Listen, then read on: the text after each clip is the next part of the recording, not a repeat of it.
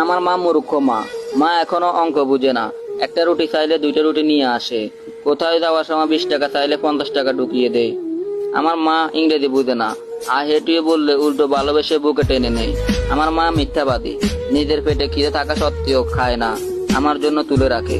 আমার মা বোকা, সারা জীবন রান্নাঘর আর আমাদের ভালো মন্দের পিছনে কাটিয়ে দেয়। আমার মা নির্লজ্জ।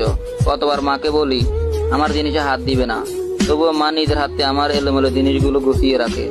আমার মা বেহায়া। আমি কথা না বললেও জোর করে এসে বেহায়ার মতো গায়ে পড়ে কথা বলে। রাতে ঘুমের ঘরেও আমাকে দরজা দিয়ে উকি মেরে দেখে দেয়। আমার মায়ের কোনো কমন সেন্স নেই। প্লেটে খাবার কম দেখলে কেমন জানি করে। খোকা, খাবার এত কম কেন? এই বলে প্লেটটা ভর্তি করে দেয়।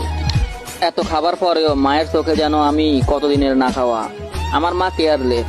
নিজের কোমরের ব্যথা, পিঠের ব্যথায় দুঃখে দুঃখে মারা গেলেও কখনো ওষুধের কথা বলে না। অথচ আমার একটা কাশিতেই তার দিনটা যেন উলট পালট হয়ে যায়। ডাক্তার, হাকিম, কবিরাজ সব এক করে বসে। আমার মা আনস্মার্ট। অনেকের মায়ের মতো করে দামি দামি শাড়ি পরে না, ভ্যানিটি ব্যাগ ঝুলিয়ে মোবাইল হাতে নিয়ে ঘুরতে দেয় না। সারাদিন শুধু রান্নাঘর আর আমাদের ভালো মন্দের চিন্তায় পূর্ণ হয়ে জীবনটা কাটিয়ে দেয়। আমার মা স্বার্থপর।